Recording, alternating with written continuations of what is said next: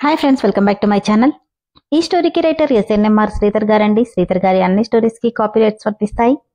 ఆయన పర్మిషన్ లేకుండా యూట్యూబ్ ఛానల్లోనే కాదు మరే ఇతర సోషల్ మీడియా నెట్వర్క్ లో కూడా ఆయన స్టోరీస్ ని అప్లోడ్ చేయడానికి వీల్లేదు. దయచేసి అలా చేయకండి ఫ్రెండ్స్. అలా చేస్తే లీగల్ గా చాలా ప్రాబ్లమ్స్ ఫేస్ చేయాల్సి వస్తుంది. అలానే ఈ స్టోరీస్ చదువుతున్న వాళ్ళైనా వింటున్న వాళ్ళైనా మీరు మరే ఛానల్లోనైనా శ్రీధర్ గారి స్టోరీస్ ని చూసినట్లయితే దయచేసి నాకు కామెంట్ బాక్స్ లో మెసేజ్ చేయండి. నేను రైటర్ గారికి ఇన్ఫార్మ్ చేస్తాను. ఆయన దానికి తగినట్టుగా యాక్షన్ తీసుకుంటారు. ఇక లేట్ చేయకుండా వీడియోలోకి వెళ్ళిపోదాం ఫ్రెండ్స్. ఎస్ఎన్ఎంఆర్ శ్రీధర్ గారు రాసినటువంటి అర్జునామృతం 175వ భాగం. సరిగ్గా గంట క్రితం అమృత పక్కన లేకపోవడంతో ఎంతకీ నిద్ర పట్టలేదు అర్జున్కి.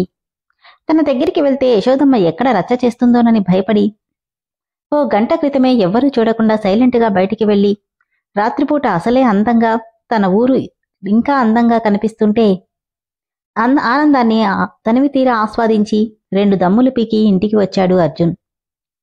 తన రూమ్కి వెళ్లబోతూ నిద్రపోయే ముందు అమృతకి బోర్ల పడుకునే అలవాటుండడం, దాంతో ప్రతిరోజు తనని పూర్తిగా దగ్గరికి తీసుకుని పడుకోవడం గుర్తురావడంతో ఇదిప్పుడు కూడా ఇలానే పడుకుందా?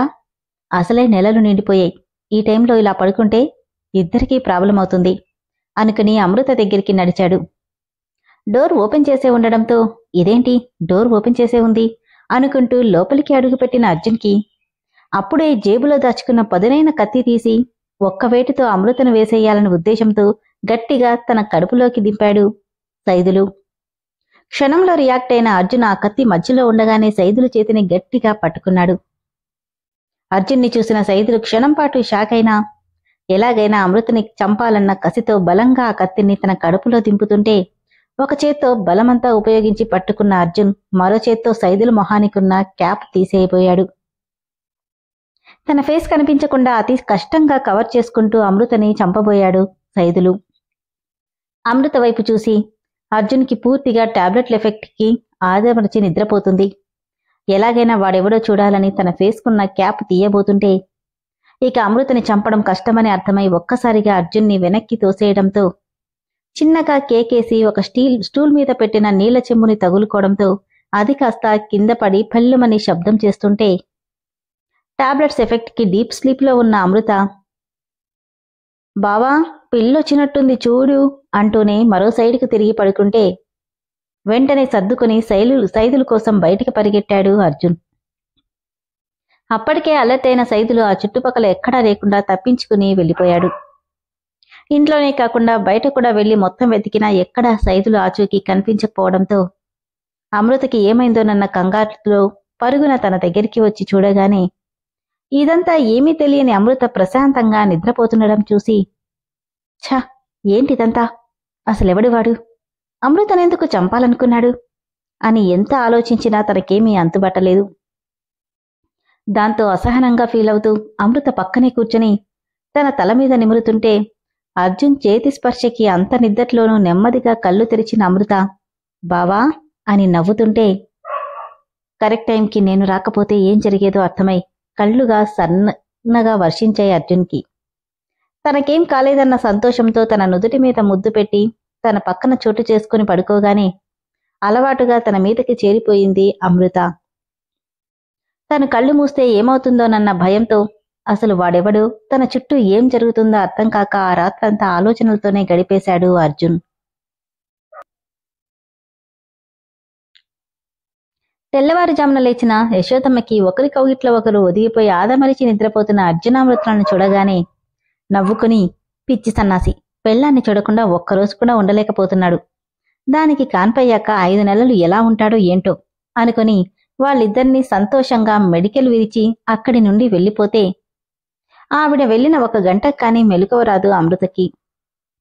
బద్ధకంగా ఒళ్ళు విరుచుకుంటూ లేవబోయిన తనకి తనని గట్టిగా పెనవేసుకున్న అర్జున్ చేతులు ఆపేయడంతో నిద్రమత్తంతా వదిలిపోయింది.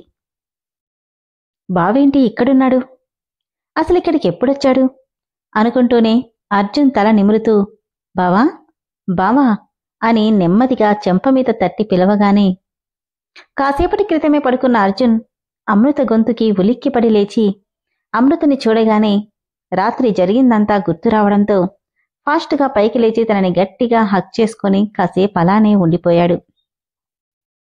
ఎప్పుడూ లేనిది అర్జున్ వింత ప్రవర్తనకి ఏమైంది బావా నువ్విక్కడ పడుకున్నావేంటి? అసలెప్పుడొచ్చావు?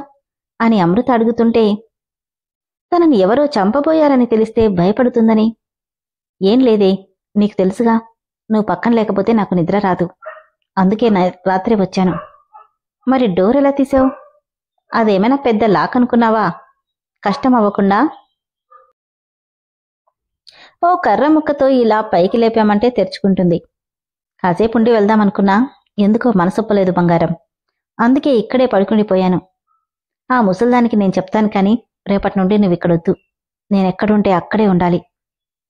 ఏమైంది బావా, కొత్తగా బిహేవ్ చేస్తున్నావేంటి అని అడిగింది అమృత.